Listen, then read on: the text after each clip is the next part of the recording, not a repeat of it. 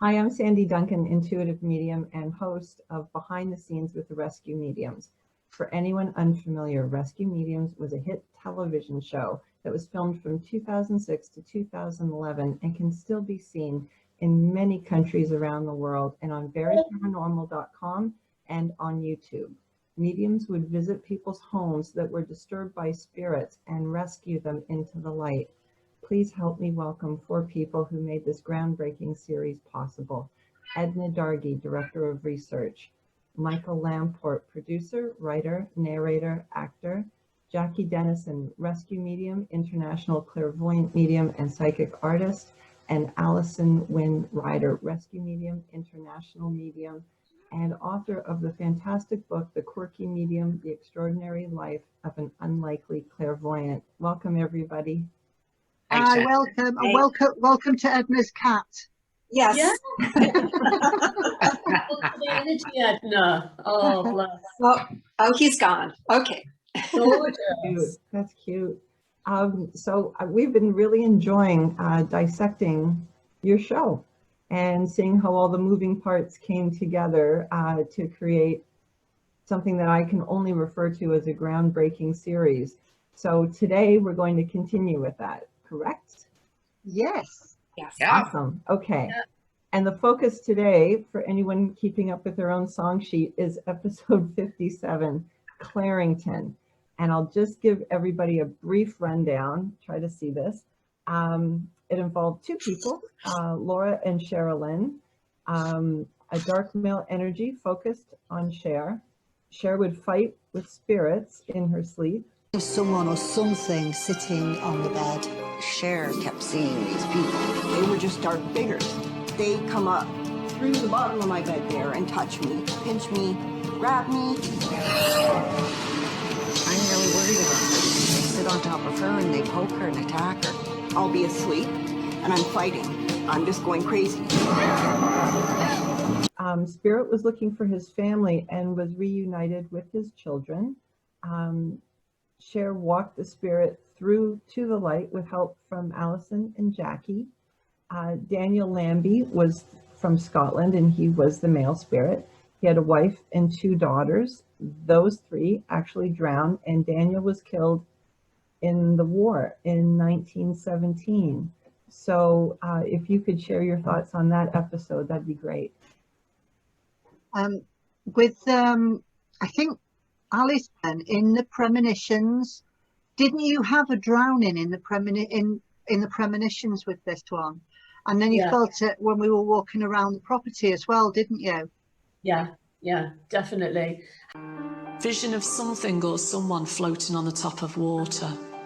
Had it in the premonitions and then it kept coming back to me, you know, in flashes. So there was quite a lot going on in this one as well, wasn't there, in general? I think that, you know, but a big part of it for sure, definitely. Yeah, and I think I had old objects, somebody who collected old objects or collected objects or something like that in the premonition. That's it. Things that have been kept Through the family. Or... Either that or somebody likes to collect them. In fact, I think, if I remember rightly, that Daniel, the spirit who was trapped, had actually come in to Sheralyn through one of her, it was like a spirit attachment to an object.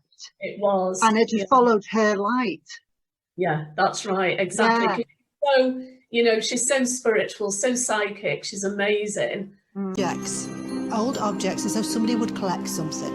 Look at these. Oh gosh, that's rather grand, isn't it? I got that photo, I got this Bible, lots of stuff.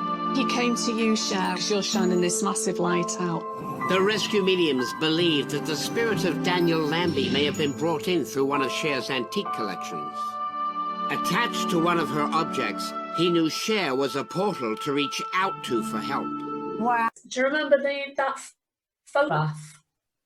There was like a photograph of a family or a lot of people. Oh, yeah. Remember you were drawn to it when we went in the room, and it was sort of, there was something around that. So I don't know if we pinpointed exactly which item was this, you know, that the spirit was attached to. But I felt there was something to do with that photograph that was really salient as well. Yeah, me too. You were like really drawn to that. That's right. Yeah. I don't think that we could prove anything about the photograph, because I don't think Sheralyn, she just found things that she liked, didn't she? And she felt as though she wanted to give whatever some loving care. And so she brought it home. I don't think we found anything out about the photograph, Edna, did we? Yeah, I'm just looking now at my notes, and I had written down at that point that you had said something about the family tree of Laura and Sheralyn at that point. Oh, I'm not sure if you were comparing it. I know that there was a whole family brought up with grandparents, and I think there were 7 people in the photograph as well. yeah. And so I think there was a correlation with Sheralyn's own family with it. Right. Yeah. Right. She was making a connection of her own family tree compared with this one. Right. Okay. Yeah. Yeah. I suppose that sort of gives you the impression, and thinking back, knowing what you've just said, is that it would be a family unit, that it connected to a whole family that had passed.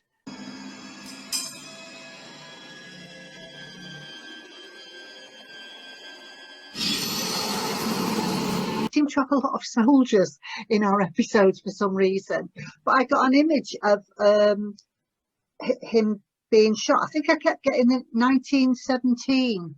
And didn't he die in 1917? Yeah, he died in 1917, and in my premonitions I got 1911, and I didn't realise it was a year. And apparently 1911, if I remember rightly, was the year that they moved. He was Scottish, wasn't he? The guy that moved, they moved from Scotland to Canada in that year. So that's what the 1911 was. And you got the 1917, which was the exact year that he was shot, and you kept getting that somebody had been shot.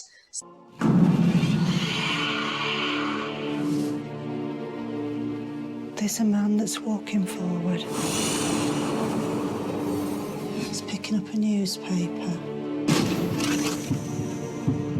It's got 1917 on the newspaper. He's stuck, he needs help. I think he was shot.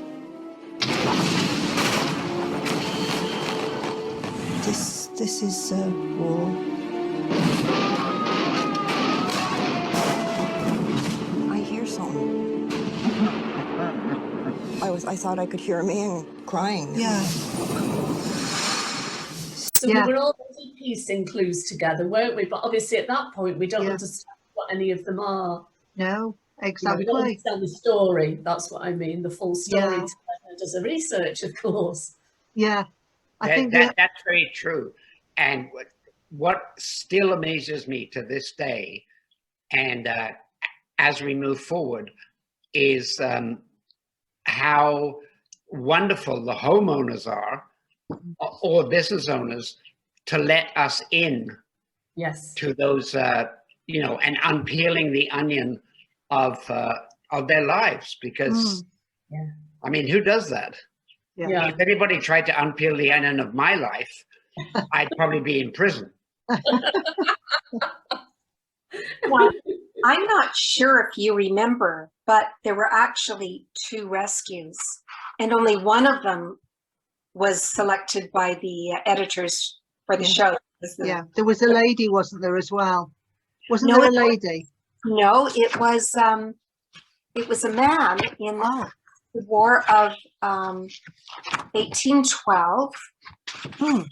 I'd forgotten this completely. No, I don't remember, because we do so many episodes and so many rescues. But Edna is right, because sometimes we will do 2 rescues. We've put all the hard work in, but obviously it's a half-hour show, so the editors pick one, and that's the one that's aired. But I don't remember that. Do you? No. What happened, Edna? Well, his name was David Acton, and he was in the War of 1812. And again, Cher helped with the rescue of this soldier. And you asked for the Archangel Raphael to come in and surround all of you with a beautiful green light. I vaguely remember this now, Jackie, do you? Yeah, as soon as you said the Archangel Raphael, I'm thinking, oh yeah. Yes, definitely. So thanks for that. Sorry? I said thank you for that. I'd forgotten about that. So you had him sitting on a chair, and he was waiting to receive the healing, and he could see the light coming through the doorway, arms out, a lady with a bun in her hair, and she was waiting, holding her arms out. And he had, Alison, you were saying that his throat was hurting, and Jackie, you were getting something wrong with his head, and Sheralyn had been getting pains in the left side of her head, pains in his knees. He was wounded in the war, and he was guided through into the light. Let's see, I've got.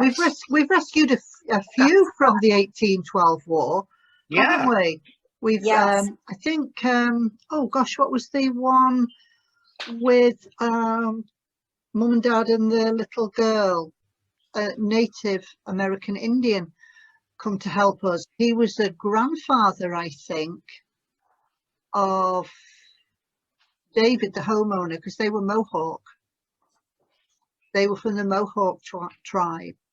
Right. And that was the 1812 war that had happened there. And I think his grandfather was helping to guide them over to the light. I can see red coats. Jackie bears psychic witness to the aftermath of a vicious battle. I feel so lightheaded.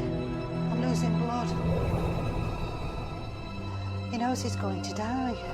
This is the moment of panic that the troubled spirit is stuck within.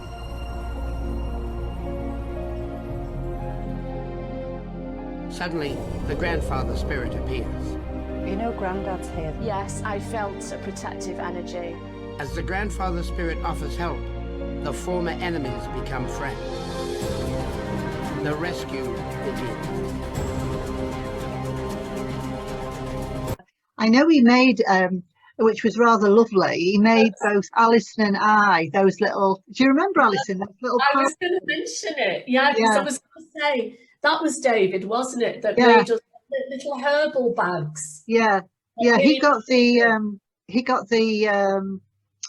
oh, it's not the elder of the tribe, the shaman. The shaman to make this for us, so it had got like dried herbs and things inside. And that's where one of the crew, he was only with us for a short time, because the rescue was taking quite a while. I don't know, it was the rescue. Oh, it was the show and tell. He went to sleep on the staircase. Yes. Oh my God, yes, I remember that. I do remember that. Yeah. I remember his name as well, but I don't say it. No, we're not going to say it. No. I remember that. Yeah. Let's not say his name in case he needs more work. But yeah, I think he'd had quite a heavy night out or something the night before, and it was like the show and tell day, and he just went to sleep on the staircase. I remember. But we could hear him snoring. I tell you what, Jackie, it's a good job you and me don't fall asleep on the job, isn't it? It is. Oh my goodness. It's a good job we have the cheers at the end of the show and not the beginning, isn't it? Yeah. I think Sheralyn, talking about sleeping, Sheralyn had problems sleeping, didn't she? And I think in the premonitions as well, I had the feeling of someone sitting on the bed with whoever we were going to see. There was someone she would experience, or he would experience someone sitting on the bed. And when we mentioned that to Sheralyn, she said yes, she'd experienced that. This is a very strange one. Have you ever dreamt or felt somebody sit on your bed? Yes. She hasn't. You yes, have. so have I. And have you felt the covers being moved? That would be me. That's you. Yeah, that's normal. Does that happen on a regular basis? That's been every day, every night for at least 3 years. Oh my God. It's been pretty bad. Okay, well, try and find out why that's happening. Do everything we can. Yeah. Did you remember if she knew who it was or felt who it was? No, I don't think she did. I think there were that many. There was. I just specifically remember her saying, "They won't leave me alone." Yes, of course. Yes, she did say that. There was that many. She was being touched. I don't know. I could not keep them from leaving me alone. Of being touched, but there's no one there, and particularly on the face. Okay. She just got no respite from it because, of course, at that point she didn't know how to sort of protect herself psychically.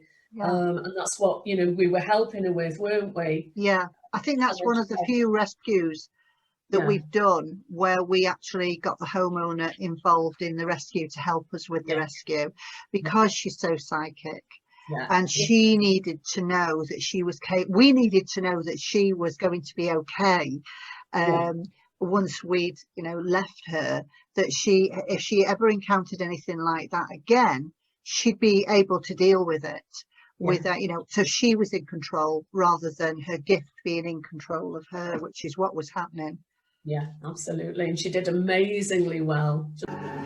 Oh, Cher, he says that he wants you to walk him through the light. Oh, okay. Walk him right through the light. You tell him to go through into the light. Go into the light. It's okay, you can walk through, it's safe. Your children are there with you right now. The rescue begins. Is he going through? He's going through, isn't he? Yeah.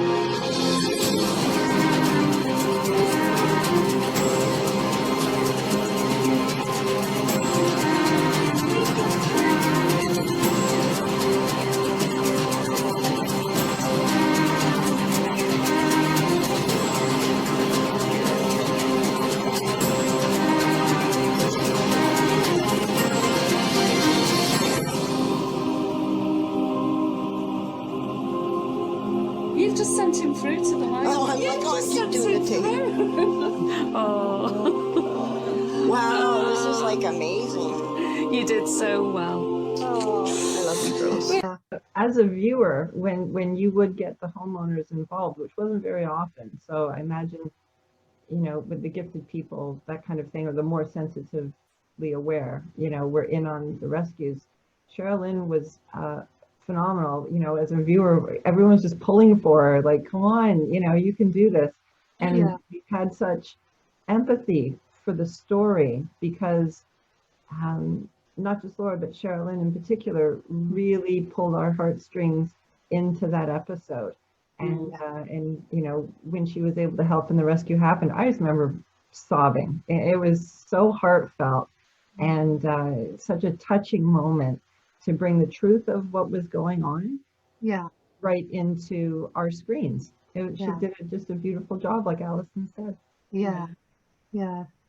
And she actually, I think she said to us, have I done something wrong? She thought she'd done something wrong, didn't she? She said to us, she said, am I in trouble? When we said, can we have a word with you? She sat there and she said, am I in trouble? And we were like, no. Quite the reverse. Normally we don't ask questions like this, but because this involves you on such a personal level, we need to know in order to help, okay? Can I ask a question? Sure. Am I in trouble? No, you're not in trouble. Okay. So what happened? She's just so lovely, just so adorable, you know. And she was certainly, she was so helpful with that rescue. So Edna's just rescuing the cat. The other black cat. He's drawn to the energies. Cats just love this, don't they? Yeah. Oh. So what happens on day 3 then, Edna? Okay, well, at the end of shooting day 2, the rescue happened with Sheralyn. Mm-hmm. And then we had 2 rescues to get all of the information together on the next day, which would have been actually a Sunday, November 22nd, 2009. Oh, wow. And so we were all scrambling to pull together everything that we could for it. And then the next day, we know we have to present to Sheralyn and her mother and let them know everything that happened. Well, of course, Sheralyn was present, but more of the facts of what had happened in this case. So on the next day, which is Monday, and this is the day 3 of shooting, but it's actually day 4 in real time. Yeah.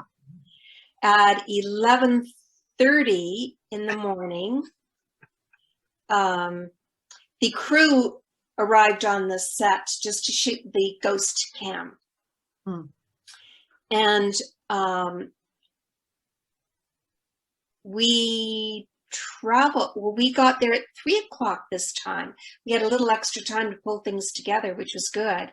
Yeah. Sometimes we have to be there even by noon or late morning. And so we had everything all pulled together. We were allotted 2 hours for the show and tell and the goodbye. And the show and tell is what we call the sharing of the information. And when you do that, you go through everything that had happened in your walk-arounds, on the inside, on the outside, and the rescue, plus all of the facts of the research. That's all presented. I just found something else here that helps to explain how we can get confirmation and pull together who we're actually rescuing. And that is from all of the names that you're given in your premonitions or the walk around or during the rescue. Yeah. And so, I'm not sure if you can see it, but this is the family tree of the man we rescued. Yeah. And most of the names on there are circled. And whenever they're circled, it's because you have given that name during the walk-arounds, the rescue, the premonitions. And so that's like a confirmation. Okay, we're on track with the right person. Yeah. Yes. So it's going back to his great-grandparents. Right, his lineage there. Yeah, and so that is a very important part of it because it gives a great visual for us to be able to make sense out of, oh yeah, that's where that one fits in there, and to be able to show that to the homeowner that this is his family, that's the family tree again. Yeah. That's the family tree, that's his family tree, this is where he came from, and this is all his children here. So it rather than, because there were no photographs of him or his children, but you can see this, it's a very visual thing, you know. I could just see something floating on the water, but I wasn't sure if it was a body or something else. Vision of something or someone floating on the top of water. I thought I could hear a man crying. Yeah. So sad. Oh my God. He lost so many. He lost so many of his family. He's saying the family, it means so much. I think he's just distraught with losing all the family. And sea water. And the lady there. I just got an image of 2 kids. They're his children. Oh, gosh. All of them have gone early. He was with looking for his kids, though. He is looking for his He's toys. looking for his kids. Yeah, of course. He can't find them. The children are there. Okay. Well, the children aren't trapped. No. Elizabeth and Mary. Elizabeth. Elizabeth. I'm getting Mary now. Daniel had his wife and his two daughters actually died on the Lusitania. Daniel's wife Mary and their two daughters, Elizabeth and Mary, were on board the Lusitania when it was attacked by German forces.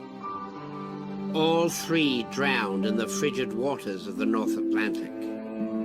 He said he died in the war. I think he was shot. This is war. He then showed us a newspaper dated 1917. It's got 1917 on the newspaper. We know then that Daniel was killed in the war in 1917. Seeking to avenge the death of his wife and children, Daniel enlisted, joining the ranks of the 14th Battalion Argyll and Sutherland Highlanders. He was killed in action on April the 24th in 1917 and is buried alongside his fallen comrades in France.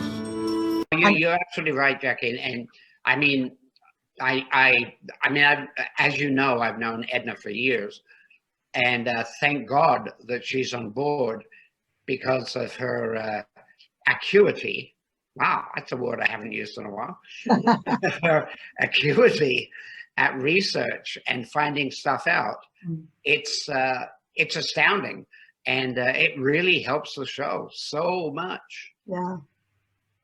And then 5 to 6 o'clock was planned to shoot the Yeah. I don't remember what that cheers was. Do you? I don't remember. have made a note of it somewhere. It's in a bar. That's all I've written. A cheers in a bar. Sounds good. Yep. Very apt. Yeah.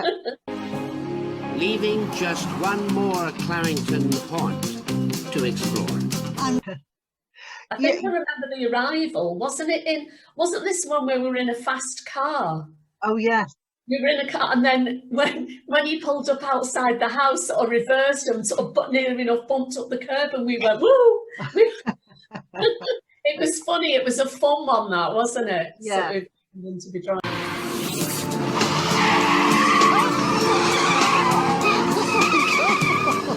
The rescue mediums are racing to help. Jackie and Alison are renowned psychic mediums who spend their days and nights showing wayward spirits into the light. Well, if he thinks he's going to get a tip, he's got another thing coming. You can get lost. No, we are lost. The rescue mediums have been given no prior knowledge of their destination. Even the name of the town has been kept secret until now. The fact that we didn't go to the homeowners until later on, till I think you said 3 o'clock, Edna. We would have been at your home though from early on, because we need to go through, we need to get it all together. Yes. Yeah, we need to pull it all together. So very often we would be picked up 7:30, 8 o'clock in the morning to get to yours. And we would start work straight away. So even though we're not on camera, we are working, and we have the 2 rescues to pull together. And so the information is for everything, absolutely everything. We had to write down our own versions of what, so Alison would write down how she thinks the rescue went, and I would write mine down as to how I thought it all went, and then we'd pool it together and we'd pin it together so that it tied in with the research. And of course, some of the things, Edna, you're not even showing us till that point. Yeah. That's right. Yeah. So so we're sat there with papers strewn everywhere, and Edna's showing us, like in this case, the newspaper article for 1917, the Lusitania sinker. Sorry, not 1917. For the article, the newspaper article was, I think it was 1915 Lusitania, wasn't it?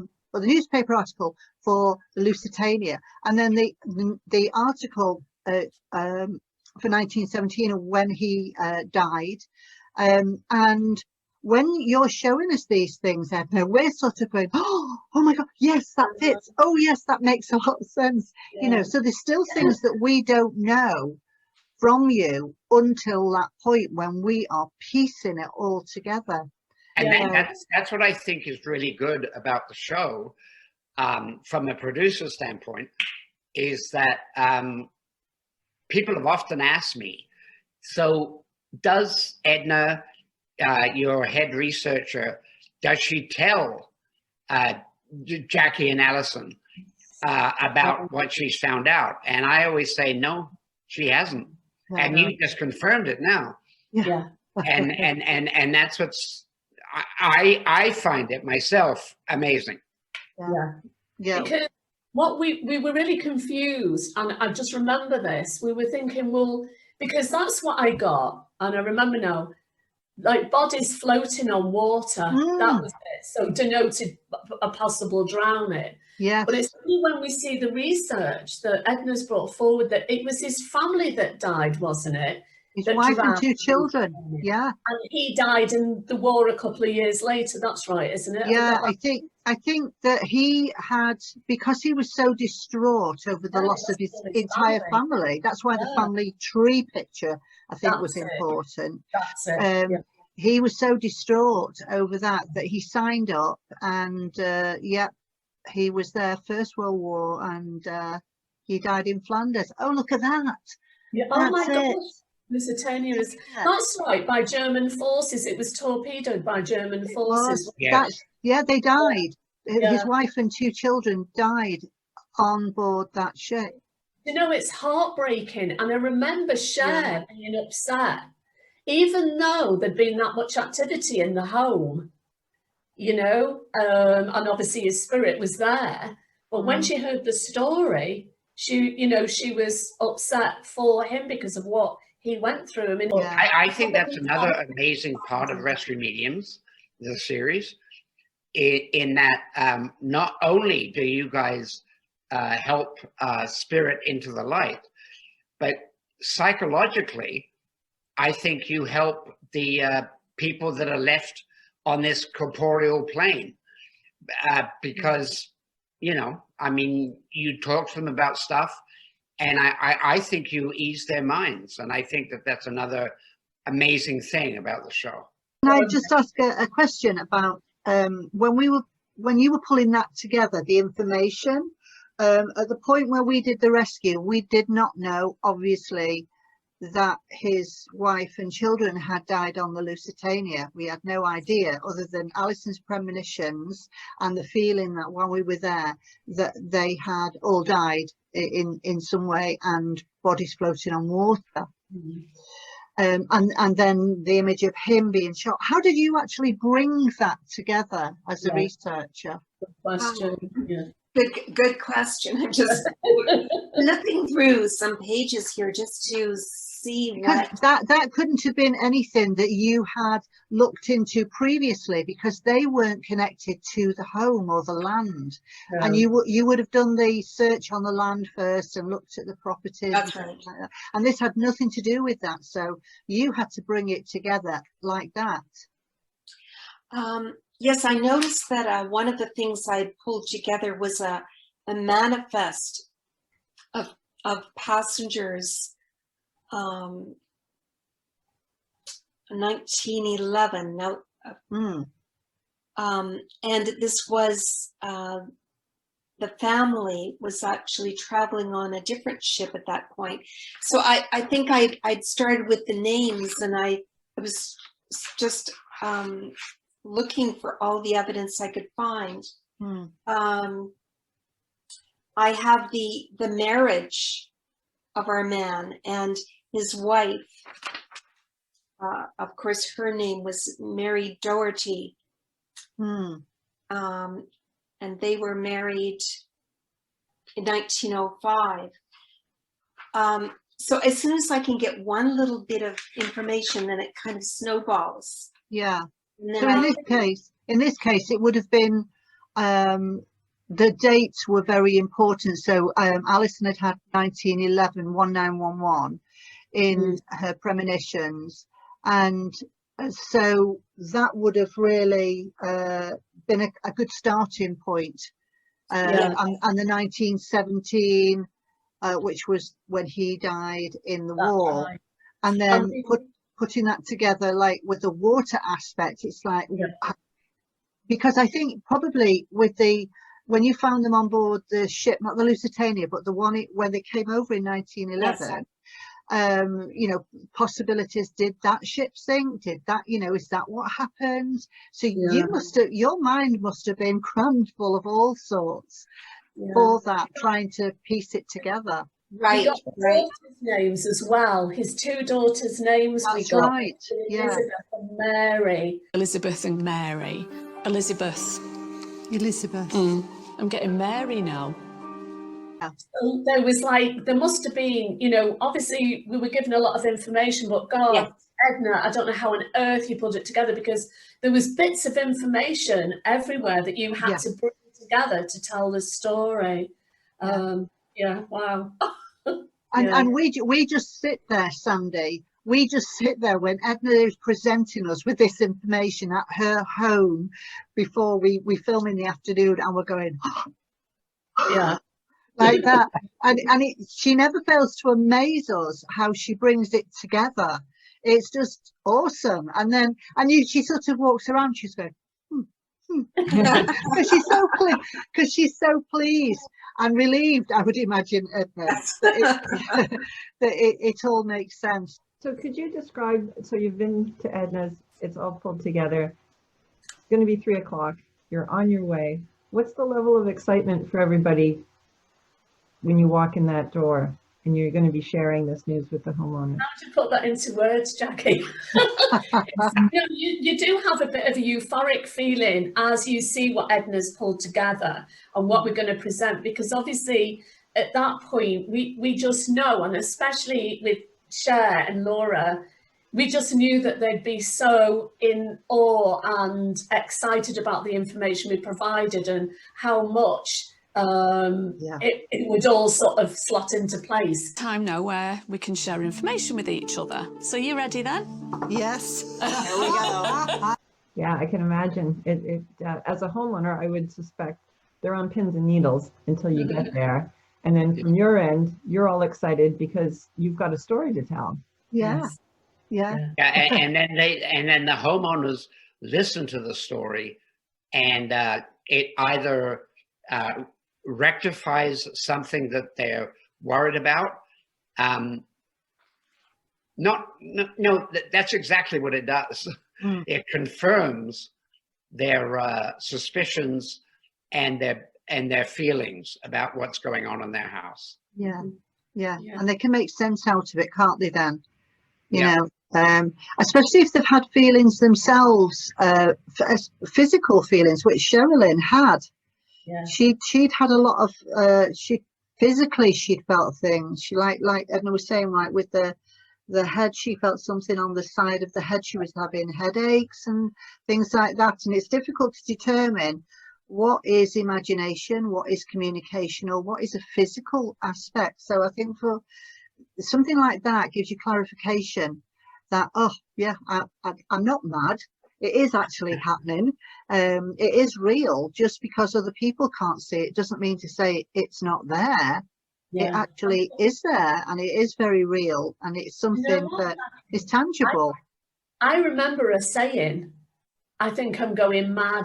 That just makes you crazy. Like you just feel like you're going nuts. So I'm glad you've said that, because when she helped us to send the spirit to the light and we sat down and we were sort of talking to her about obviously protecting herself, you know, grounding and so on, she must have realised at that point that she wasn't mad. Yeah. Because, I mean, this was a gift that, for her had got so out of control because she was so psychic, so open. And that must have been such a massive relief for her. Somebody that's very psychic, and we're going to see crystal balls and things like that. Where we're going We'll feel at home then, won't we? Definitely. You need to be able to be in control of this wonderful gift that you have so that it stops draining you. That's what we're going to teach you. Yeah. Okay. That when Edna and I have gone to different homes, select people for the episodes, often people will say, well, I'll tell you this, but you're gonna think I'm mad. Yeah. And I always say, people that are really mad don't say to you that you're gonna think I'm mad, because they're mad. Because they are mad. That's true. It is true. Edna, can I just ask another question? Sure. About because you mentioned the ghost cam. Yeah, does it say what on the sheet what the ghost cam was? What what they were doing on that day? And then maybe Michael can explain what a ghost cam is. On that particular day, it just says ghost cam, nothing else. But because it's the morning of the third day of shooting, they would be picking up on recreations probably of the rescue. Yeah. Right, because they'd had the day before off, the whole crew, and so now they'll be doing recreations of that. No, that's absolutely correct. What we would do, and again, for viewers, this is the only, apart from the cheers, this is the only part of Rescue Mediums that is, it's not fake. It's based upon what Jackie and Alison say. And we do a ghost cam, which is a little camera, and we do it in black and white, negative stuff. And we get actors, sometimes me, sometimes others. And Edna. Yes, Edna. Yeah. Yeah. And, we sort of reenact what Jackie and Alison have said. And that just kicks the show up a bit. That's all. It's not meant to distract or be negative or be bad or whatever. It's just like, okay, this is what they said. This is what they saw. We're going to show you what they saw.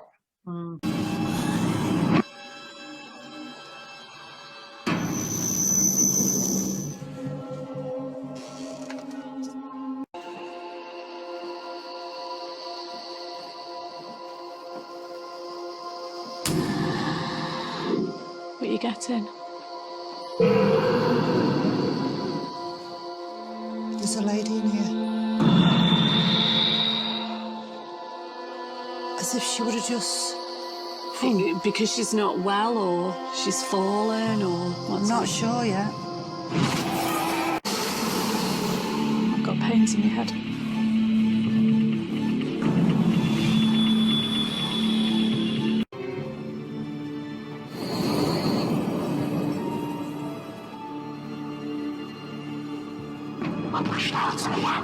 Did you just say something?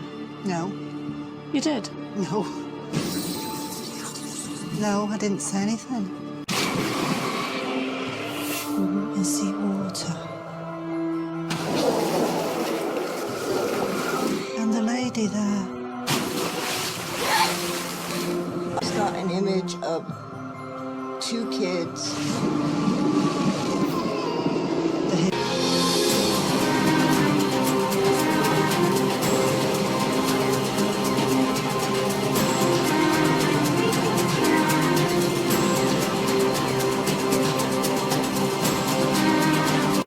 So what was it like leaving when you eventually had to leave the people? It looked very sentimental in every episode.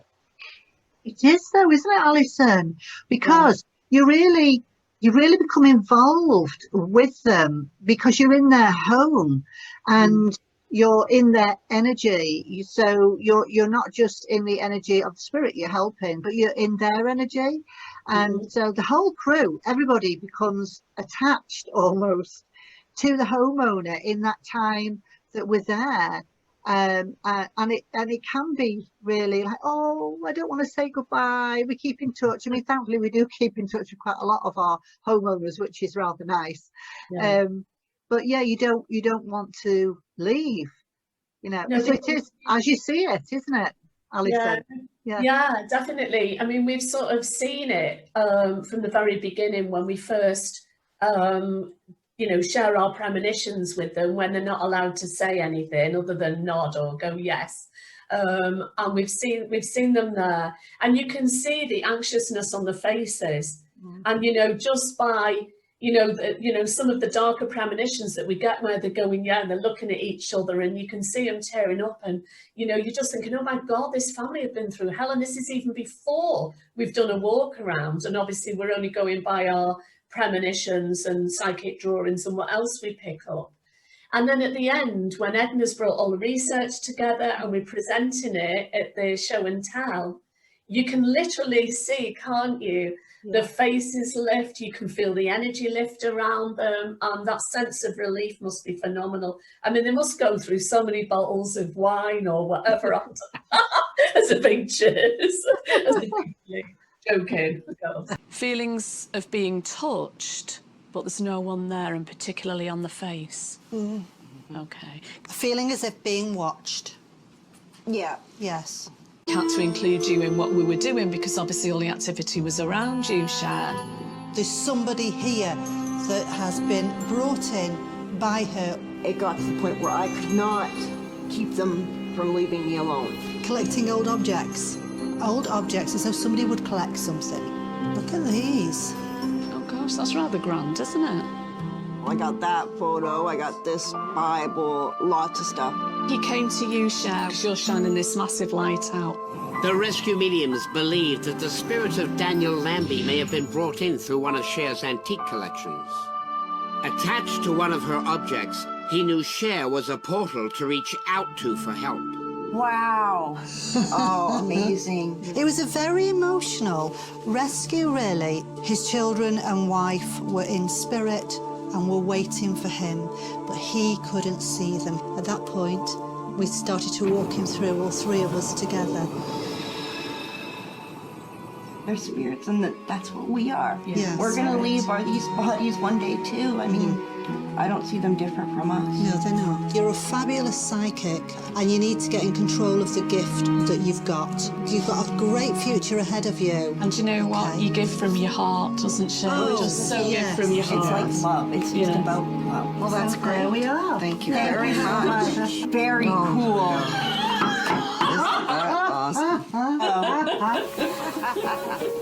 Thank you so much. Come here. Thank you, Alison. And we've told the story, we've just felt it for them, and of course we want the best for them. We want to be able to send the spirit to the light, and every single one we've been on, I don't ever remember not doing that. I know we've had a couple that have gone to the light and then changed their minds and come back, and then that's been really difficult getting them to go. Yeah. But it is, you get caught up in it, the energy of the people, the home, the spirit rescue, and everything about it. But didn't we have one spirit, and Jackie will remember this more than I, that sort of didn't go into the light because he wanted to stay and be a guardian of the place. Yes. Yeah, that was at Penetanguishene Museum. Yeah. Yeah, because he was looking after the portal with his daughter. Yes. Yeah. You still will experience activity. You have so many artifacts here, some of which have got spirit attachments. Portal, which is manned by Charles Beck. He is the doorkeeper. If any artifacts come in that there's an attachment to, then they'll be sending them straight over to the light. It's true. So, Edna, you have on the call sheet the time that we will have gone to do our chairs. What was allocated for that? Yes, do you know, they had shoot cheers, sorry, yes, 5 to 6 o'clock. Yeah, and that's when we could really relax, wasn't it, Alison? When we did the cheers, and we do a summary, just a really brief summary of what had happened, and it had to be really, really brief. And Michael would then put together the pun for the cheers, whether it was to do with the location or whether it was to do with the rescue situation. And Michael, I don't know how you do this, but you do it every time. You come up with something that's so witty. Well, I don't know how I do it either, but I apologize. Oh, I do. Yeah, but we can relax then, can't we? We can. Yes. Yes, absolutely. We have spirit of a different kind then. Do. Sure do. Michael, did you determine where the cheers would be? Yes, usually. Yeah, whether it's going to be, I mean, we've done cheers in a graveyard, in a pub, In a bus shelter. Yes, that's right. So yeah, I do sort of determine where it will be because I'm the one that has to go out and buy the booze. Okay. I'm really glad that we were able to help. So was I. Yeah. I'll tell you what helped me though, winning £1 million on the lottery. Well, we're psychic, so we could always predict the numbers. Yes, but I don't think we stand a ghost of a chance. Cheers. So we should do a cheers now then, folks. What do you think? Absolutely. Okay. So here we are, supporting the team today. Cheers, cheers, everyone. Cheers, everyone. Cheers, everyone. Thank you, Sandy. Thanks, everybody. Thank you. Bye. Thanks, okay.